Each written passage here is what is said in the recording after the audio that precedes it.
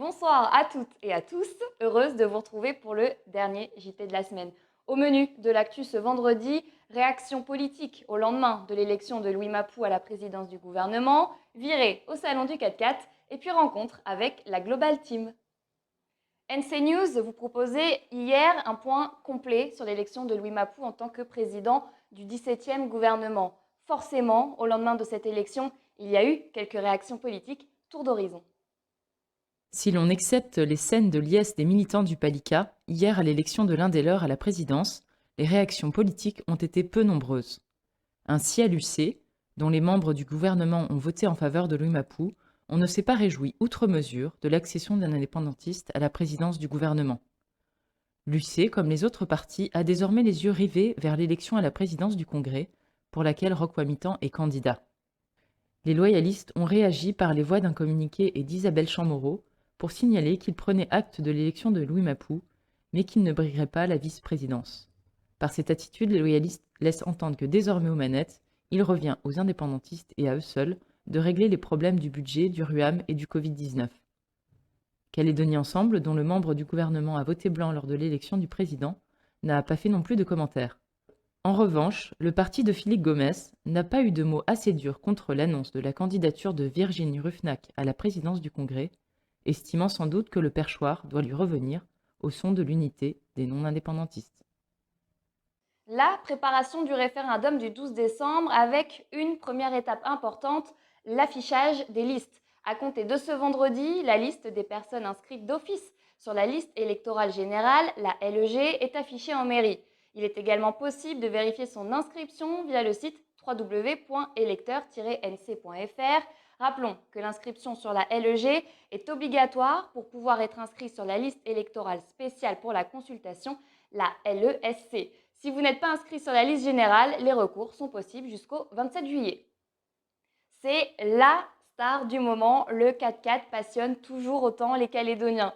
Le salon qui lui est dédié jusqu'à dimanche à l'Arène du Sud de Païta connaît, comme de tradition, un vrai succès. Reportage Adrien Monroux. Paysages vallonnés et routes parfois difficilement praticables, la Nouvelle-Calédonie est un terrain de jeu idéal pour les voitures hautes. À côté de l'indémodable pick-up, ce sont aujourd'hui les SUV qui gagnent en popularité sur le Caillou. Au premier semestre de cette année, près de 1700 SUV ont été immatriculés, contre 746 pick-up. Il faut savoir qu'ils se vendent 2 fois plus de SUV que de pick-up en Nouvelle-Calédonie aujourd'hui. Ça reste un produit qui est accessible à tout le monde, parce que les prix sont quand même bien moins chers que les pick-up. Et surtout, ça reste un véhicule qui est urbain. La part de marché du SUV était de 40% du marché global auparavant, et aujourd'hui représente à peu près 45%. Populaire auprès des familles, cette catégorie de véhicules a aujourd'hui conquis l'ensemble de la population calédonienne.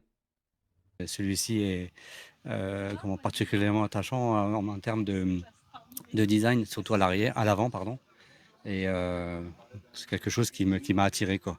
Alors, un véhicule qui est bien autant citadine pour tout ce qui est ville, et après à faire des grands parcours en termes de confort et de fiabilité en même temps. Voilà.